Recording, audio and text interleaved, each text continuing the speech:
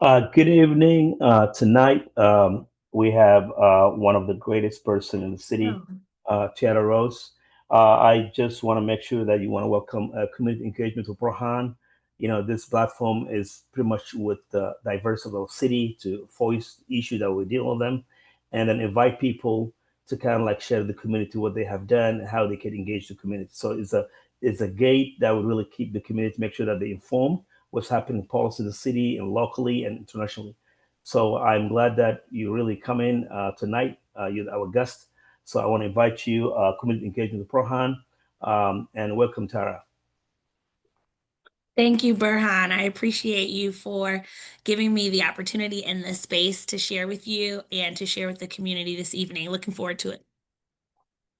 Thank you, Tiara. I just want to. We know the city is running. We know council is now up and running now. So can you talk about who Zatara is? Your background a little bit about folks that who actually never had an opportunity to meet with you.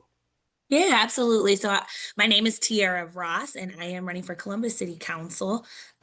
This race is actually probably one of the first hotly contested race that we've seen in recent history.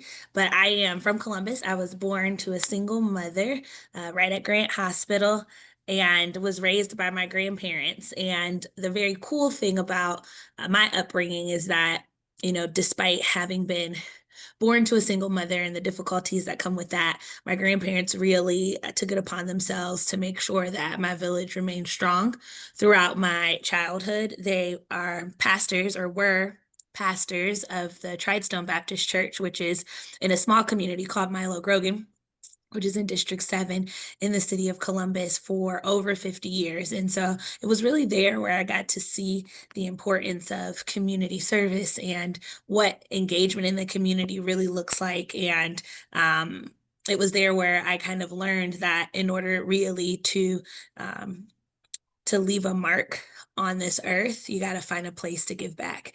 And so running for city council is truly an honor for me because it allows me to give back to the community that raised me. I think fondly over my childhood years and being at, the Gibbs family's house on Gibbard Avenue or, with the Livingstons home and on Second or Cleveland, really just having had a well-rounded childhood in the community that allowed me to really see what it means to have and what it means to have not, and how community and nonprofits and churches can work together to really build up our neighborhoods. And so I'm excited to continue in the legacy that my family has built in this community, but also to be able to kind of stand on my own 2 feet and continue to give back to our community. And I appreciate, again, the opportunity to be able to talk about, a little bit about who I am and where I'm from and how those lessons have really guided me throughout my work and the city. Thank you. I'm glad you mentioned. I'm familiar with that. I've been first generations settled in the city. Early three generations. I know what city it was. I know the church you're talking about very well. Mhm. Thanks. What has been done on this city. I appreciate it. You talked about, but also I want to ask you a specific question about. Can you walk through one specific occasion that you have housing. I know you've been working the city attorney office. I know that a lot of immigrants have a lot of housing issues. I know Yes. we've reached out many times. So could you walk through, one specific, areas that you really worked with because I know there's a lot of voices that nobody hears, a lot of immigrants dealing with a lot of Hmm. property owners who don't deal with it, don't help them when they Hmm. ask Hmm. questions. Can you talk about a little bit about specific things that you work Yeah. So I work in a division of the city attorney's office called the Property Action Team, and I started working for the city attorney's office in 2018. And at the time, that team was called the Zone Initiative. And the way that it is organized is an attorney is assigned to each part of town, and that attorney is responsible for taking care of nuisance properties in that part of town. And so what happens is, the lawyers are out in the community talking to folks, hearing about the various issues that people might have, everything from code enforcement issues, physical conditions issues, all the way up to drug houses or businesses that experience chronic criminal activity. we file lawsuits against the owners of that property to ensure that they are maintaining the property um, in compliance with the laws of the city of Columbus and the state of Ohio. So when I tell folks I'm deputy chief of the property action team, which is the new name of the team, I always say it's just a fancy way of saying that I file lawsuits against slumlords every day. And it has become a passion of mine to ensure that folks are living in safe, quality, affordable housing. Through that work, I have been able to meet a ton of folks in the community and have also worked on pretty much every part of town that you can think of. But as it relates to our immigrant families, what the experience that really hits home and is close to my heart is the work that I've done in the Wedgwood and South Park communities on the west side of the city of Columbus. You could walk through probably on any given day, and there will be Somali Bantu elders who know me by my first name, who I've had tea with, who we have sat down and really talked about what the issues are in the community and how we can help to move the needle forward. And in Wedgwood and in South Park, most folks know that physical conditions are really bad. And the folks have struggled for a very long time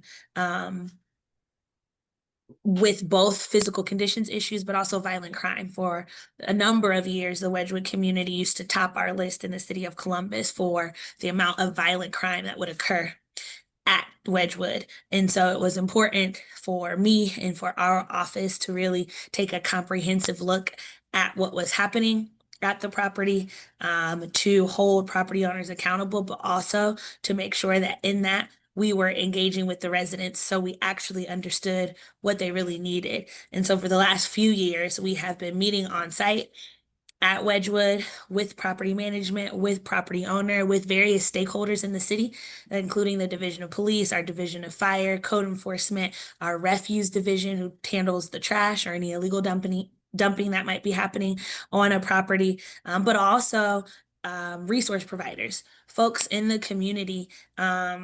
I remember CD and CI and those young people who were very much passionate about what happened at Wedgwood and making sure the young people at Wedgwood had positive outlooks, and in South Park have positive outlooks and positive experiences.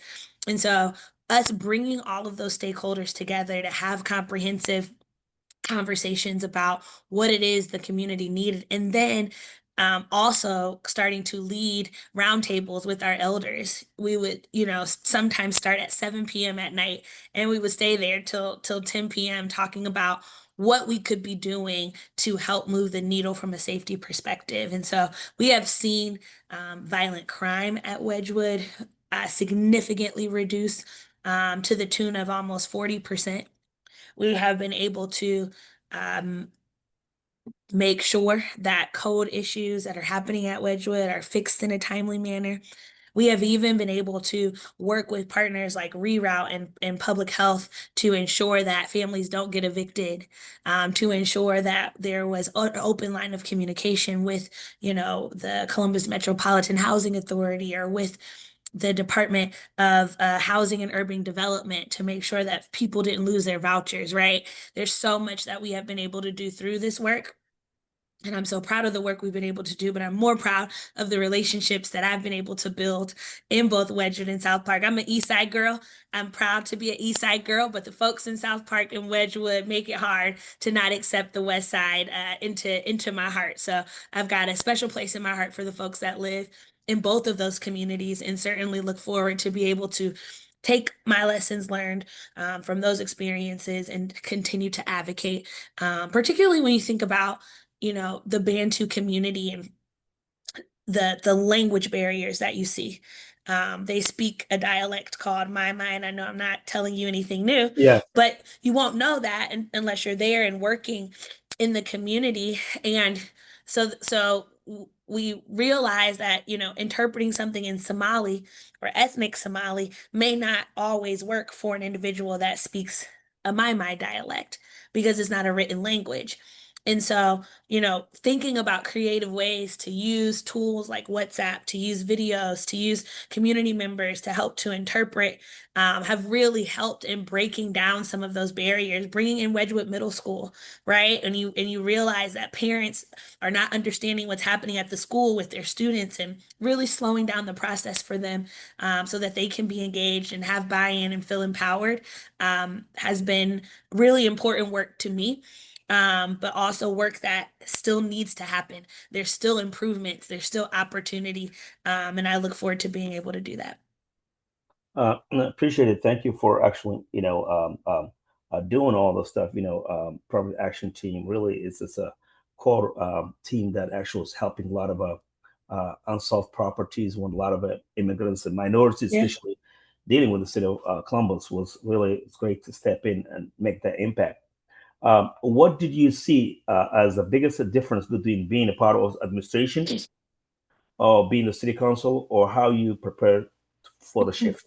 With you were really into more into hands-on, Yeah. enforcing the code. Now you're becoming more in the city council, where pretty much would be more like administration city, more like. Sure. I think I'm really excited just about the increase in impact that I have an opportunity to have. You know, when you think about a lawyer, generally, you know, the thing has to happen before the lawyer can step in to help the situation. Hmm. I'm really excited about the opportunity to be proactive in that work. I've seen, you know, the back end of a lot of crises when you think about Sawyer Towers and us having to, you know, on Christmas Eve, on Christmas Day, throughout the first week of the year in Hmm. 2024, helping residents to literally escape from a building where the elevators weren't working, where there were Hmm. sheets of ice on the stairs, where there was flooding and pipes bursting from the ceilings, helping folks come through, you know, 14 and 17 flights of stairs, and thinking about all of the work that we can do in the prevention space so that we don't get there again. And all of the networking that I was able to do to bring in county partners and state partners and federal partners to think about a response to what that looks like and to really build a housing crisis response that we didn't have in the city. Right. And so having been able to be boots on the ground and be at the forefront of those issues really has given me a different perspective, and one that I hope to be able to take to council and really move some of those resources upstream so that we don't have to wait until we're in crisis to be able to pull on some of those levers, right? To use experiences like Colonial Village. I was proud to be the lawyer that filed the lawsuit against those property owners, right? Use those lessons learned and think about all of the ways that we could be helping individuals before we get to crisis, right? And thinking about housing preservation policy and thinking about tenant protections and the increase of tenant protections in our community, but also just thinking about our affordability crisis, right? The fact that housing is so unaffordable to certain communities makes the market incentivize landlords like the ones who own Colonial Village, like the ones who own Wedgwood, to not do the right thing because they know people are desperate for housing, right? So, what does that look like from a policy perspective? What does it look like from an oversight perspective, right? There are various departments that do all that are basically the hands and feet of our government. And so, when you think about council, council has an oversight function, right? Where we can ensure that the departments and the policy and the initiatives of those departments are actually working to benefit people that live in our community. I remember, you know, just working with our Department of Neighborhoods a ton, our Department of Public Safety, our Department of Building and Zoning Services, and really just realizing there's so much low hanging fruit that we could be pulling at that are going to directly impact people's lives for the better, like translation support, right? We know every entry point that a person may have with the city of Columbus.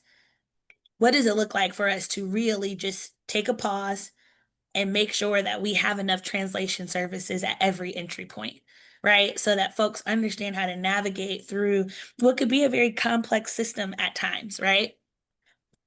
how do we have more navigators, right? People that are literally assigned to walk you through how to get things done with the city of Columbus, to walk you through how to maybe get a contract from the city of Columbus, to walk you through how to get a permit, right? What does that look like? And is it equitable? Is it equitable and is it beneficial to everyone in our community, not just the folks that may speak English as a first language?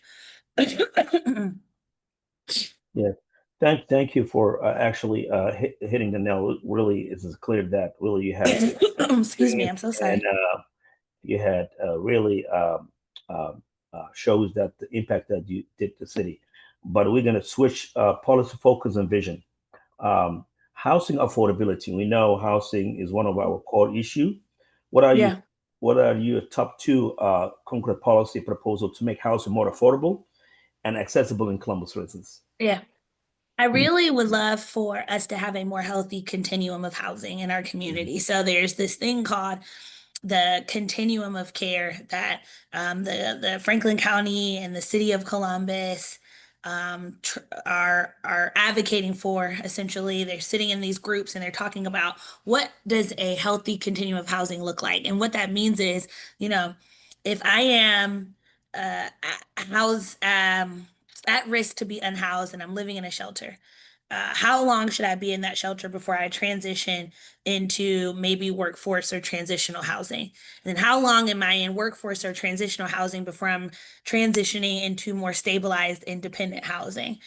And then say if I'm a young person and I'm living in an apartment, but I want to build a family, how long or how accessible is a single family home to me? And then if I'm in a single family home and I'm aging, how accessible is senior housing to me, right? It's a continuum, and a healthy continuum doesn't have bottlenecks. Right now in the city of Columbus, we have a lot of bottlenecks. We're seeing a lot of pressure on the shelter system because there's not enough transitional or workforce housing in our community. And so families are staying too long in the shelter system. Then the shelter system becomes overcrowded, right? It's hard to manage and handle who's in the shelter system because we don't see enough transitional housing. And so I would really like to look at how do we maximize city dollars to have more transitional workforce housing, which is really that deeply affordable housing that we're talking about. Because a lot of times the federal government will define poverty, right? But Mhm. their definition of poverty is not necessarily the real definition of poverty, if I may, because their line, like 80% AMI, is sometimes too high. And I know there are a lot of families that are living at that 30% and below AMI and are in need of housing that's less than $1,000 a month, right? Or, housing that's significantly subsidized by the voucher program and the voucher system. So I really want to look at what does more transitional workforce housing look like in our communities? And then the other bottleneck that I also see in working with seniors a ton through our owner occupied docket that I manage at the city attorney's office is senior housing. So you have a lot of seniors who are living in homes that they can no longer maintain or can no longer afford, and they're staying there because they don't want to leave their community. Proximity to community is very important to our Mhm. elders. And if there was more multi-generational neighborhoods in the city of Columbus, I think you would have a way more healthy housing continuum, which would then help in preserving naturally occurring affordability, right? So for example, if I'm living in a single family home and I'm 78 or 80 years old and I have senior housing, up the street or in the same Mhm. comparable area, right? In proximity to my community, then I'm cool with aging out of that home, moving into senior housing, and then that home can be used for a family, right? And so that is how you have a healthy continuum of housing. That's how you drive down cost as well. Right. And that's how you increase affordability in communities. And so, really, just looking at how we are building a healthy continuum of housing, more multi generational neighborhoods, more workforce, transitional, deeply affordable, and permanently affordable housing in our community. Um, that is what I look forward to being able to contribute from a policy perspective. And then just thinking about equitability as a through line to all of that. Right. Uh, I don't know that all of the housing needs to be built in downtown Columbus. right? Mhm. When you're looking at neighborhoods, who look at places like Milo Grogan, who literally have seniors right now who are struggling to afford the places that they live in. There's no senior housing in that community. They move into senior housing if they felt like they could stay with the people who they've built relationships with and rapport with throughout their lives there. But there's no option for that, right? There's not a lot of options for senior housing in King Lincoln and the Bronzeville community. There's not a lot of options for senior housing in Franklinton and on the west side and the hilltop. So looking at, how we are building intercity multi-generational neighborhoods so that when you are aging in our community, you don't have to move all the way out to Reynoldsburg in order to find, senior housing. You can find that right in the city of Columbus. I think that's helpful. I think that's helpful for folks like me who find themselves in a sandwich generation where you start to take care of, I'm taking care of grandparents, also taking care of myself, so not having to be so far away from the folks who you're taking care of is helpful. Um, Becomes more affordable for me to be able to Mhm. do that for my family as well. And really just thinking about how we are increasing tenant protections at the same time. There is a state we have a state house that is gung ho on preempting local laws, particularly as it relates to landlord tenant relationships. And so thinking about how we can build in more tenant protections and assurances through that process when we have the ability to do so. Thank you for clearing for that because see, a lot of our seniors, a lot of people aging and Yeah. becoming challenging. When somebody gets SSI, that's all they get, and then, they're comfortable with the place they're living, but also they Yeah. cannot move. Seniors, it's Right. really we see that a lot of our elderly There you go. going through. But another quick question is coming in. Public safety and community police relationship have been high on agenda. How would you Mm, build? How would you build on or adjust the community immersion training you helped launch to improve trust and safety neighborhoods? Because we know a sure. lot of So, time it's not equal. Neighborhoods we don't see mhm, people who look like me or you or most right. neighborhoods that we tend to see. Yeah, so when we built the community immersion program, we built it out of the recognition that we are recruiting from a lot of places that don't look like the city of Columbus. Mhm. And you have a lot of folks that are coming who don't look like the folks that live in the city of Columbus, nor have they had shared experiences. Um, and so the goal really was to make sure that we are reintroducing community policing back into the culture of our division of police through requiring immersion into the community, before you are assigned permanently to a particular neighborhood. Because I truly believe that in order to police or protect and serve a neighborhood, you have to know the neighborhood. And in order to do that, you have to build genuine relationships. And so community immersion has grown into a 192-hour training that every police officer goes through. They start it while they're in academy. They finish it while they're on 1 year probation.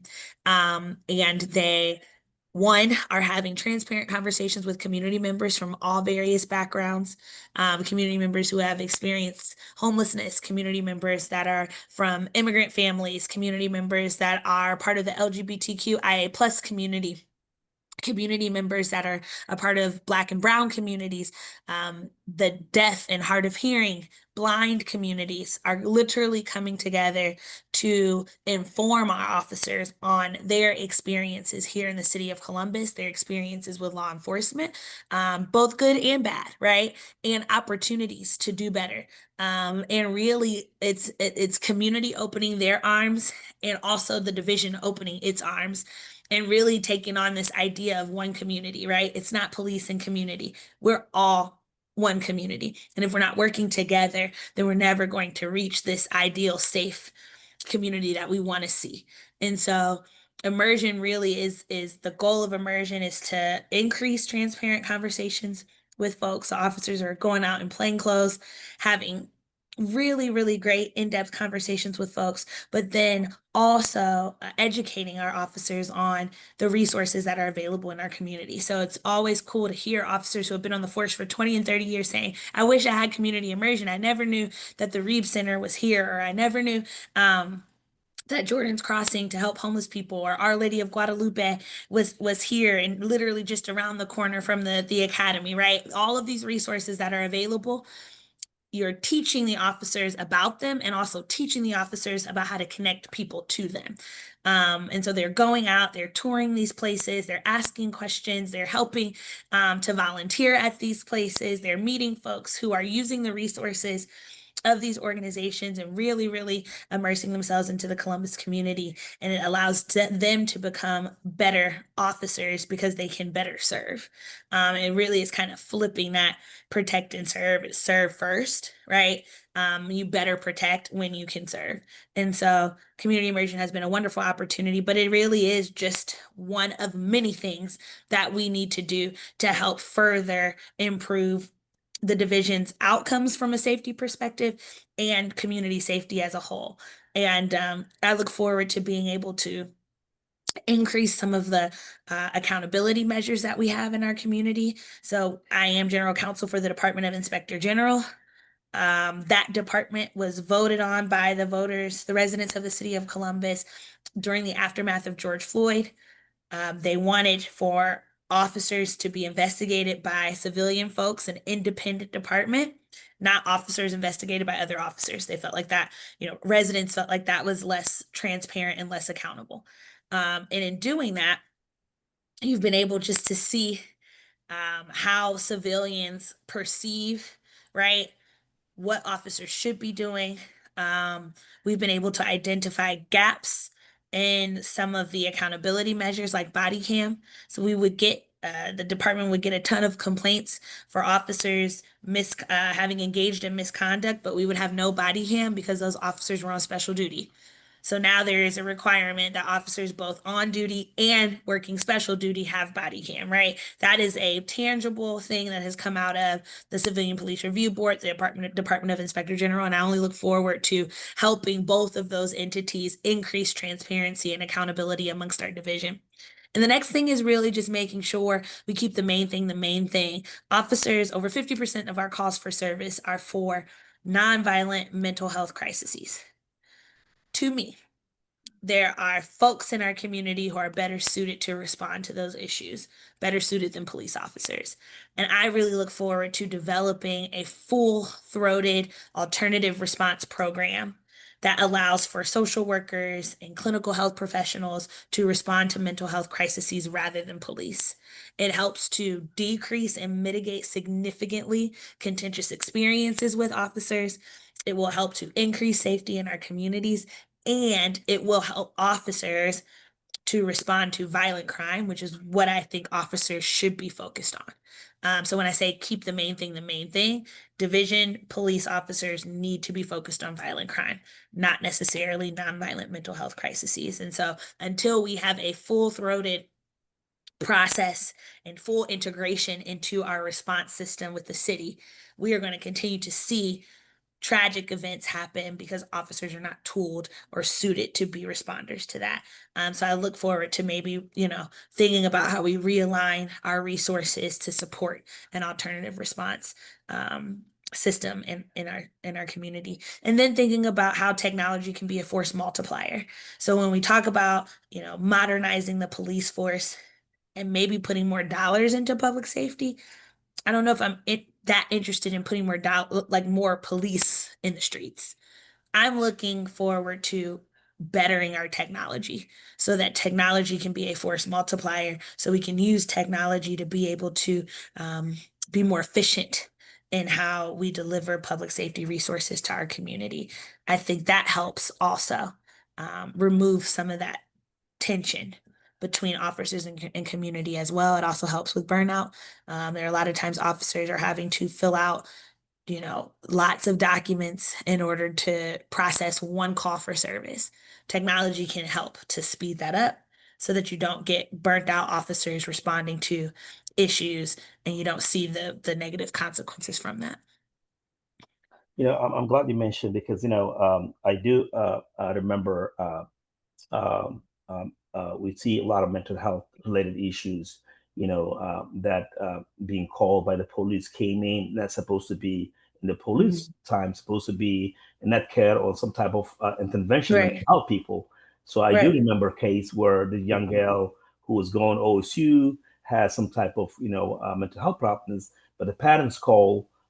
They took the clinic and they gave medication. She denied the medication, and then the parents called the police. They supposed to call Netcare. They didn't know that. Police responded, came in rather than look at the record for her and having.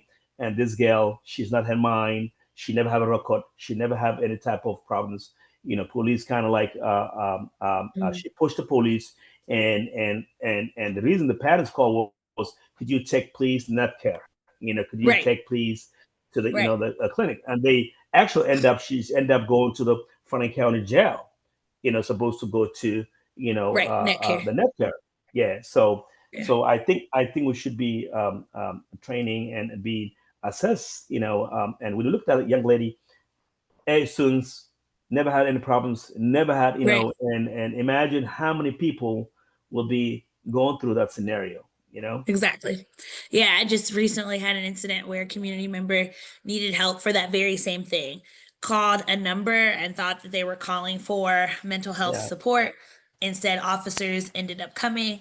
Son got arrested. Son now has a protective order, so son can't go back home. Son is also in school, so it puts son's education in jeopardy. We were able to work to get the charges dismissed and dropped, but again, that is the result of not having a fully integrated alternative response system that um, works alongside the police and can respond first to those mental health nonviolent crises that we're seeing, and we are seeing them at astronomical numbers. And so I think it is smart. Smart government, responsible government, to be looking at a way to respond to those issues effectively. Another thing is I want to mention, um, we do have a growing of young generation of youth that really coming up, especially in the city of Columbus, that largely a lot of young people who actually lose. There's no activities, there's no programs that really sustainable in different part of the city. Who really lack of resources, opportunities. What you could do for you if you step in, become a new council to make an impact those young people who really, special organizations who really led by community-led organizations specifically.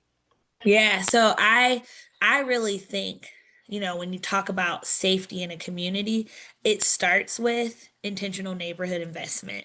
It starts with investing in our young people, um, investing in our public schools appropriately and sufficiently, but also investing in what are our children doing outside of school hours.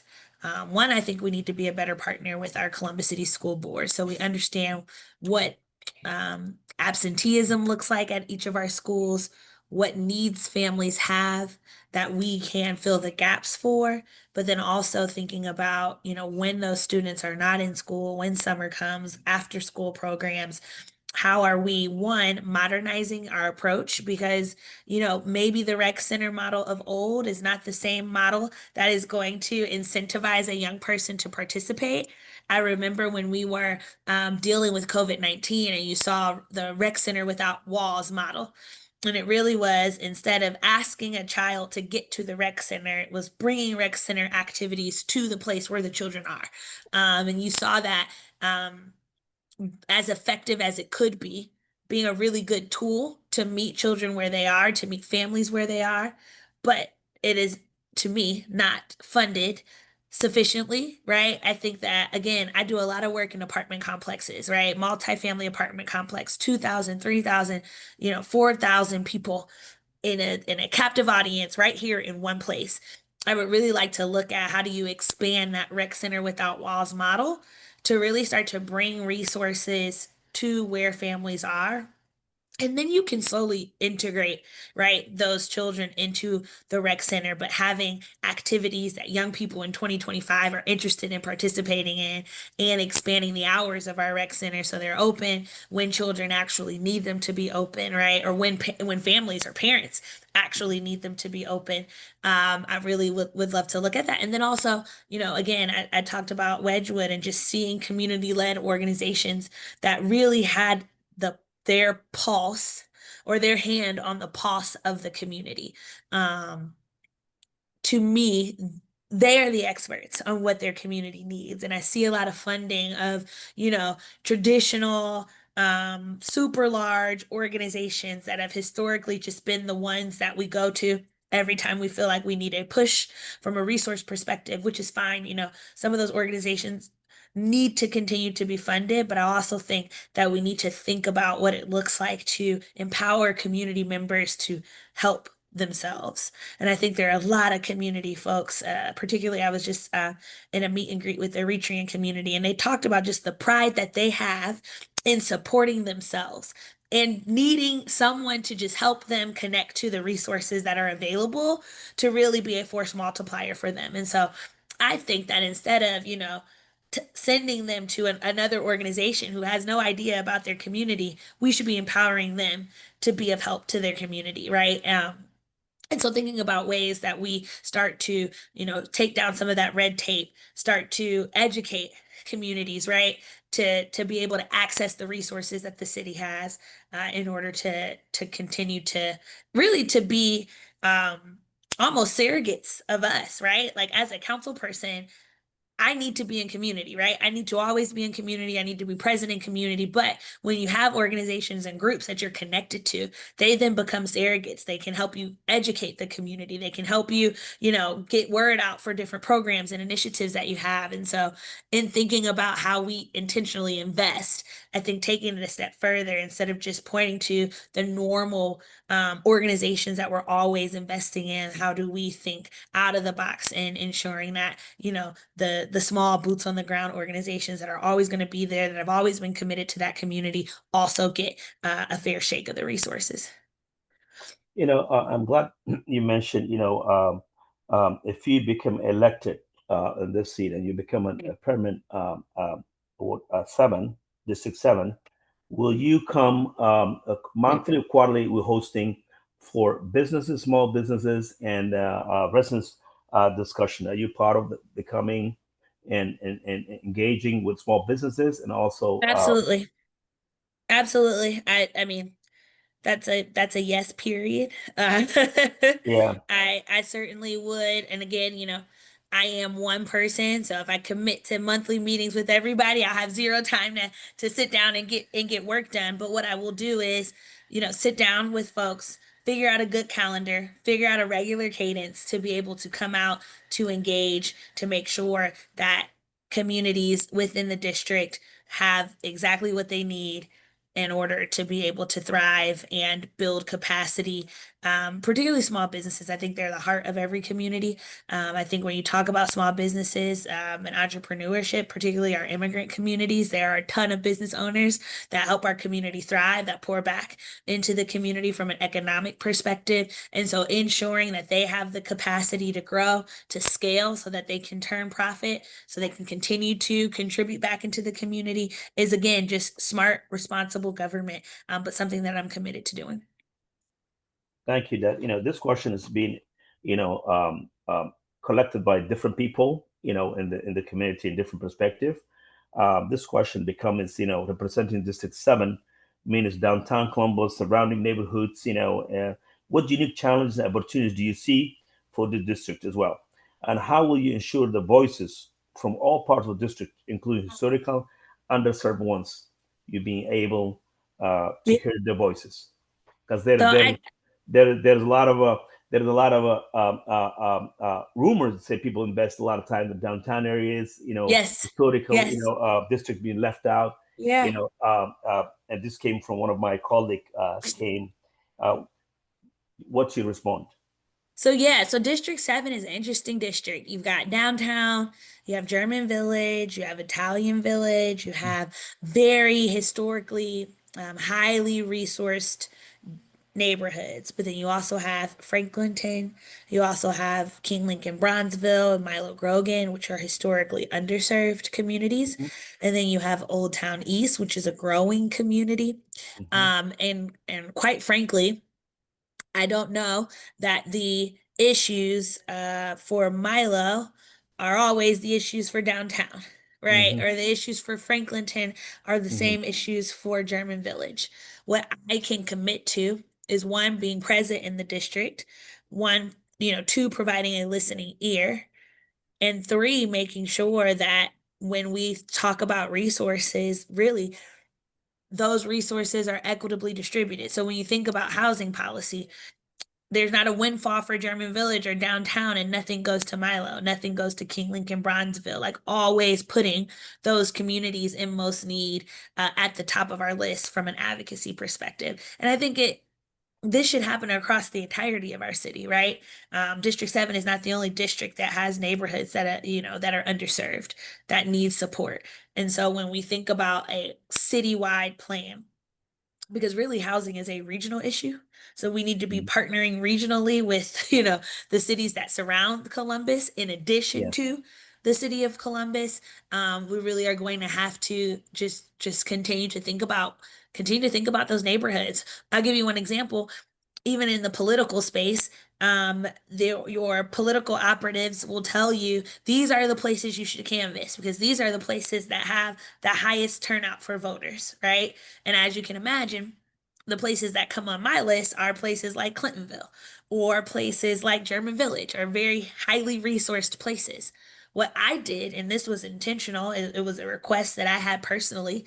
We went and canvassed Milo Grogan for 2.5 days. We had no idea. They don't their addresses never showed up on Vote Builder. They don't show up on Minivan or any of the resources that you use. But we partnered with community leaders. They gave us the addresses and we went out and canvassed. And I think that is the type of intention you have to use and have when you're a council person, like thinking outside of the box to make sure and going the extra mile to make sure that these neighborhoods feel like they have buy-in and are supported and are informed, right? And have an opportunity, the same opportunity, an equitable opportunity to have their voices heard, just like the folks, who are very close to City Hall or can get to City Hall easily. And that requires just intentionality, getting out of City Hall every once in a while and going into community, meeting people where they are, and being unafraid to have transparent conversations. Thank you for clearing for that. Engagement and continued relations. Downtown and adjacent neighborhoods are evolving rapidly. We see a lot of gentrification happening. People, community, really streaming, and how you manage growth so the long-term residents aren't displaced and the small business aren't lost. Because historically, we have people of color. I have seen it. We Yes. have a lot of people that have relationship with them. Already we talked about all the time. So, in your perspective, Tiara. Yeah, I think it goes back to what we talked about at the beginning, Hmm. building these multi-generational neighborhoods Hmm. across the city of Columbus, right? Where, and also having enough, like we don't talk enough about, the math equation that goes along with affordability and cost, right? It's Hmm. if you have a high demand and you have low product, then the cost is going to go, right? The cost is Hmm. going to go up. So we have to build more. But it's the building more, right? It's the how we build more, where we build more, and what we build more of that is going to become very important in how in making this work. And I think, we as the city can be a model city and thinking alternatively about housing stock, what type of housing stock we're building, how we are partnering with developers, because believe it or not, you're going to have to. But there's a balance in partnering with developers and also holding developers accountable for what they promise the community and the benefit that they promise to give back to the community. Because $1 stacked on six private dollars from the city goes 10 miles further Hmm. than $1 in the city's trying to own it all. Right. And so I think you let the market do what the market's going to do, and then you use the resources that the market has through incentives, responsible incentives, right? To be able to build more of that workforce transitional senior housing, which then provides for a more healthy housing continuum, which then drives down costs, right? Some folks call it trickle down. I don't think it's necessarily that. I think you have to be very intentional again with the what you're building, where you're building it, right? And then how much of it you're building so that every community gets equitable share of it all. Wow, it's amazing. you really had nailed so much in the city that a lot of people want to hear. A long-term revision, if elected, Tara, what does success look like for you at the end of your first term? What three major impacts do you hope to achieve? If you think, Yeah. yeah, Yeah, I think first, I want to make sure that people who have felt disenfranchised and disengaged from the system know who I am, trust who I am, and trust me as an advocate. I think that I guess, because I'm really new to the politics thing, but what I've learned just from my short amount of time here is that, you know, trust goes a long way, but hmm trust cannot be built without relationship, and relationship cannot be built without presence. And a lot of times, communities feel like they haven't seen or heard from their representatives in a long time. They may not even know who they are, right? hmm I would love to be able to broaden the tent, broaden the amount of folks that understand what city council does, that understands how the decisions that city council makes every day, right, affect their lives, and understand how to advocate for the things that they need to city council. Um, and that is simple. That's simply just being passionate about engagement, education, right, and connection to resources. And I want to do that in a really intentional way. And so I think my first term will be very much focused on me getting to know you, you getting to know me, right? Um, I really would love if I had a wish list, I would love to be either chair or co-chair of both housing and public safety committees. Um, I would love to see that alternative response initiative through to completion and actually being worked out in our communities. Um, and I also would love to see a full comprehensive housing policy. Because yeah, we've got the bond package that's going to be voted on November 4th at the same time as city council members and new school board members. I would like to see a full housing policy built so we understand exactly where those dollars are going to go, how those dollars are going to be used to build housing comprehensively and to promote affordability comprehensively in our community. I think, and finally, I don't know, what's another thing I think I might want to see in my first term. Really, that's it.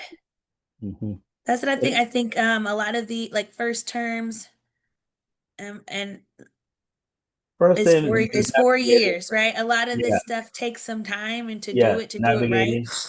I would also really like to see that translation fully integrated into our city services. Um, I think we've been asking about that for a long time, and I think that's something we could do right away. hmm So when you think about translation built into our technology platforms, built into each department, how each department delivers resources, I think hmm though that's some low-hanging fruit that I would really like to see done. Yeah, that's amazing. The one of we all want one Columbus for all. Everybody have access to resources. Yeah. That's we all want, to drop the city that success. When everybody be contributed, everybody equally lifted. Looking for 10 to 15 years ahead, how do you envision Columbus, particularly District 7, involve? What role will you play in shaping the future of the city and your district as well? Wow. Because 10 we to want the 15 years. city, Let me we just want to tell you hear. this. I have no idea what my major responsibility will be in 10 to 15 years as it pertains to the city of Columbus. I certainly hope to still be here and still serving. Yeah. Um, where I have no idea. Because I had no idea I'd be doing this. I think this was a very like God hmm moment for me. Um, I would like to see the city of Columbus be a place where folks are coming to, right? It's continuing to be a growing city because folks feel safe here, because folks feel like their heritage and culture is honored here, because folks feel like they can contribute in a significant way to our community. right? Because they Yes. can afford to be here. I'd like to see us continue to bring jobs to our community, to continue to support small businesses so they can continue to provide jobs in our community. Really a community that works for everybody, and working well for everybody. There are a lot of corridors that are being developed even right now when you think about the Scioto Mall, what Hmm. that's going to look like. When you think about uh, just expanding the places where culture can be lived out in our community and the opportunities for culture to be lived out in our communities. Like, I want to see more cultural hubs, right? More Hmm. places where folks feel like they can do the things that they would do in their native country, but here, Hmm. right? Right? Like, what does that look like? I think that Columbus itself is growing, but there's real opportunity to have a brand and to build culture. And there are places that are not doing as well as Columbus is doing. I think about Cleveland, but you think about they have cultural hubs. I would love to see that happen here organically in our community um, in 10 to 15 years. I'm glad you really mentioned because the city of Columbus came way long back, came for long, long. And those who really invested and worked the neighborhoods, some of them still live, some of them passed away, but we appreciated everybody who actually integrated and helped across the city of Columbus to be what it is today and make a bigger Yeah. city we all want. One final question would be what's the legacy you hope to leave council member, and what is a single message you want voters to remember when they vote for you? The legacy I would like to leave on council is that she cared enough to get Hmm. things done. Is that she didn't just talk the talk, but she walked the Hmm. walk and she helped move the needle for people. The one thing I would like folks to remember when they are going out to vote is to vote for the candidate again who you believe can get things done on your behalf. I think Hmm. that we live in a very hyper political world where, people will say whatever they think Hmm. sounds good to someone to get their vote, but are not necessarily committed um, to living up to the promise, right? Not necessarily committed to fulfilling all the promises that they make. And I'm just not that type of candidate. I know what I can get done and I'm committed to doing it. And if that is the type of person you want in government, then I'm the candidate you should vote for. Think about the experience that's necessary to get things done. Think about the relationship that's necessary to get things done. Think about the commitment to community that's necessary to stand up for the folks who don't have a voice. Think about the record of service that I have and what I can continue to do even more as your representative on Columbus City Council. We're writing up the final. I want to thank you for Tiara Ross for running District 7 City Council. And we appreciate you for somebody who really have had experience of many, many people who actually been watching later on or will be getting this video, multi-diverse communities, mainstream as well. But we appreciated the experience and impact that you already have done and to show where you come from, and it shows who you are as a young black woman who actually came from single parents family who struggle living. It's amazing. It's just related with the shows that many immigrants deal with scenario navigating lack of resources and opportunities and things like that. Example for you is a black woman who really have done so much in the city and wants to continue to do that. We appreciate you for your coming our podcast and pushing. And I want to my final word is, if you're watching the video, we actually endorse for Tara Rose with City Council Ward 7 because it's a young person who actually have done so much our city, in terms of the housing opportunities and things like that. And anybody who's watching this video, we recommend you to share your family members and to one final closing mark with Tiara. Can you close market? Your Yeah, final word. it has been an honor, one, to have this opportunity to talk to you, Burhan, and to talk to those who will be watching this. It's been also an honor to serve the residents of the city of Columbus for as long as I've had the opportunity to serve. And when I look at what we need in this moment, when I mean, we're in tough times, right? You've got tyranny and authoritarianism and threats of oligarchy running rapid in our community. And I think that as local folks who are raising our hands to serve in this time, we need to be able to hold the line for the residents of the city of Columbus. And I am committed to doing that. I am tooled appropriately. And I believe that, God equips the called. And it's not necessarily that when he calls you, you're already equipped, but he calls you and then he equips you to do the work. And I truly believe that, even my personal journey to date really has prepared me for this moment, and I look forward to being able to use the strength that I have, the both the inner strength and the experience and resources that I have to be able to hold the line for the residents of this city, to make sure that those who don't feel like they have a voice know they have a voice in me. Thank you, Tara, and we appreciate you for your dedication, determination, and making the city a great city. And we appreciate you for your service, what you have done, and many people actually watching or actually will connect with you. If anybody wants to volunteer and reaching out, what number do you leave it, please? Yeah. So if you are looking forward or would like to reach out and connect with the campaign, I would ask that you send an email to info@tiaraross.com. So that's info TIARAROS as in Sam, S as in Sam.com. You can also shoot me a text message or maybe reach out to Burhan and Burhan can connect you to me. Um, I'd be happy to meet with any of you. I'd be happy to respond. You can follow me if you're on social media, Facebook at Tiara Ross or Instagram at Tiara N as in Nancy Ross. You can shoot me a direct message there and I will respond as quickly as I can. We are 14 days away from the election. Early voting has already started. Election day is Tuesday, November 4th.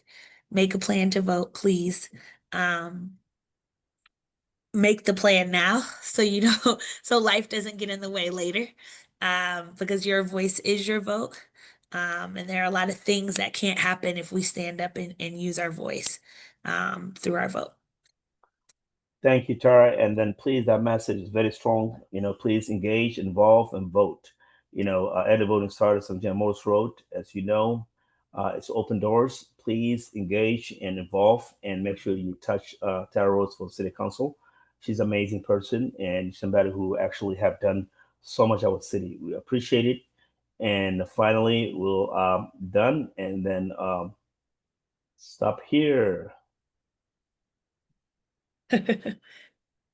All right.